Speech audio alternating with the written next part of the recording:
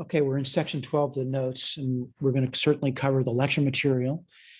And again, the structure, I'm going to go to the whiteboard. I do want to point out again, I know I say this a lot to you, but there are embedded videos within these notes that you're more than welcome to watch if they're helpful. And some people find those little spot videos helpful because they're short. All right, they're really short. Lectures are also short. They're not very long. But nonetheless, sometimes people find the lectures too long. All right. So we'll go through this material over here. It's a very short section of lecture material, though. We'll basically talk through it. It's going to talk through, a visual approach to a problem and an algebraic approach to a problem. And what are we doing over here? We're actually doing nonlinear systems now. All right. What does that mean? There's going to be systems that are really not lines, although they may involve lines. And what are we looking for? Points of intersection. Certainly, we'll go through examples. And the examples that we go through, I do provide good images for you, but for the most part, images will not be provided. You have to construct those images on your own. Right now, someone says, why do you provide good images? Then you want to start steering towards that, having better images. But before you get these better images using a computer, you should have a rough idea what the image would look like creating a rough sketch of it. And we spent a lot of time doing rough sketches, and we want to continue with that. All right. By the way, let me go back to the original example. I'm not going to say you get a rough sketch of this guy up here, but we will go to the whiteboard and talk about that. A rough sketch of this one will be really tough for most students. All right. So we'll go through the examples after we do the lecture. That's the examples, the structure of the course, basically lectures, examples, and then you work on your own. All right. What does work on your own mean? You got to start studying. And I say this a lot to you. This is probably the most important thing in the learning process. You start to study on your own, alone too. I mean that alone. I don't think group activity at this point would be a good idea. However, some students like to do group activity. My understanding of group activity is that someone takes the lead and does the work. Other people just sit around and watch. That's not good, right? You got to start working on your own, right? There'll be a chance to do supplemental exercises. And for the most part, they just simply mirror what we've done either in lecture or on the examples. All right. So I'm going to switch screens now and give me a moment to do so.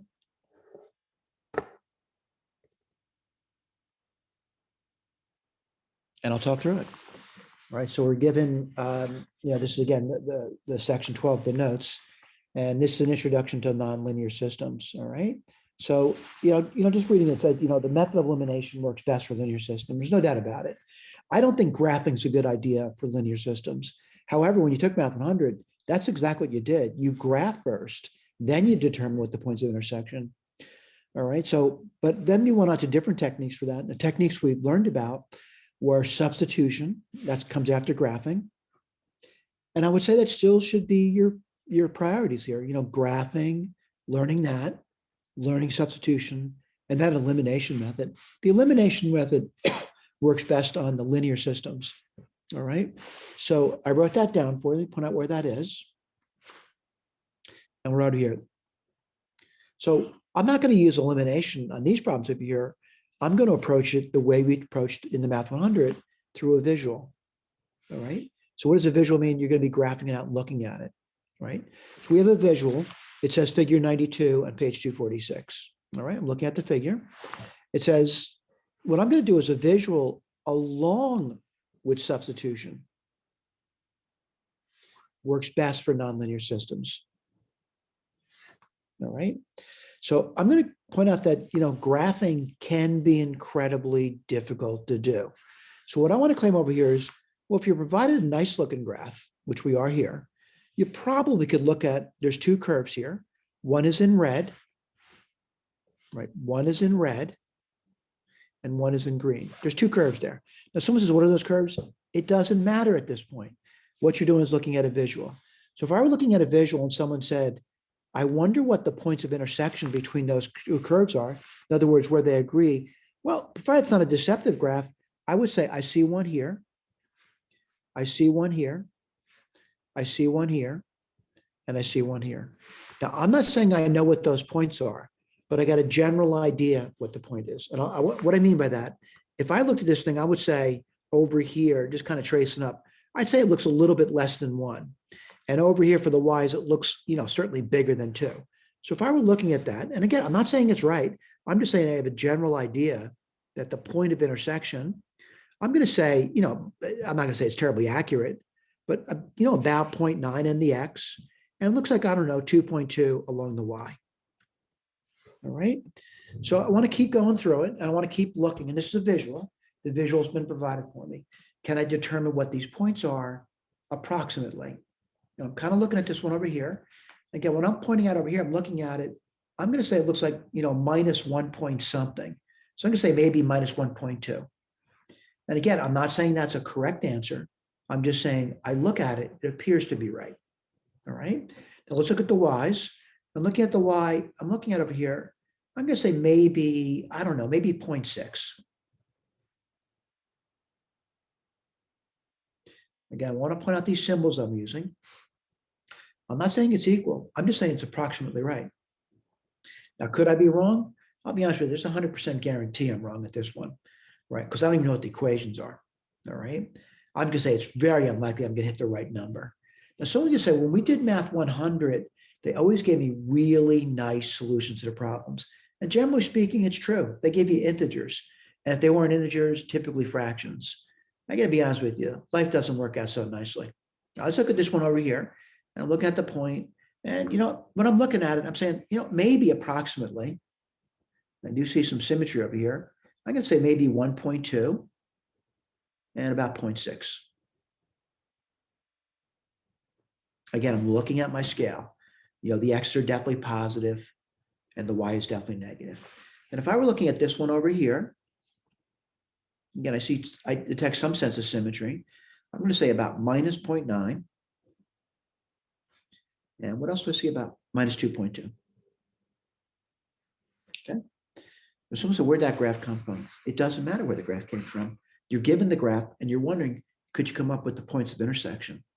I got to be honest with you, though, even if I gave you the equations of these things over here, at this point, it might be really unlikely to find the points of intersection exactly. We don't write problems you can't do, though. So when we start going to the examples, you're going to see problems that you can do. All right. So I'm going to say, looking at the visual above, you should notice that there's two curves. Excuse me. One is in red, one is in green, of course. And there's 4 distinct points of intersection. Now, someone says, could there be others? There could, but I'm just looking at a partial picture. This is a partial graph. If you have a machine, though, you can zoom out and see if there's any other points of intersection to look for. All right. So I'm going to say visual is the most important thing you got to go for, the visual.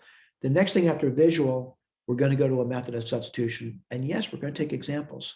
Let me just point out in the very next page, that's where the example is going to occur, but also want to point out calculators and computer algebra systems are quite capable of finding points of intersection, exact and approximate. And you want to learn how to do that. You want to learn how to use a machine. All right. Now, I'm not going to say it's going to be terribly important for the examples. However, you're going to have to move away from the examples that we're giving you, which are carefully written to have very nice solutions and easy to graph. They're really carefully written problems.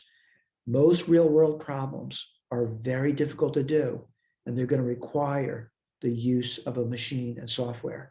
Now, when I say software and I use particular software, like whether it's Sage or Grapher or Wolfram Alpha, the bottom line is, you might say, are there other applications out there? There's a tremendous number of applications out there that allow you to solve problems. Some web-based, some installed on your computer, some on a handheld calculator, maybe some even on your cell phones. Cell phones are really powerful tools at solving math problems nowadays, and learn to use those tools. However, when you do transfer to NJIT, which a lot of our students do, they're going to be pushing one particular product over all others, and that's MATLAB. All right. There's nothing wrong with that. But my other opinion is you should learn to use a variety of software, not just one application, but many applications. Some applications are better than others. And sometimes, to be honest with you, I use more than one application because one application I try it, I don't like what they've given me. I try a different application. And there's a lot of stuff out there, some free, some costly. All right. Thank you.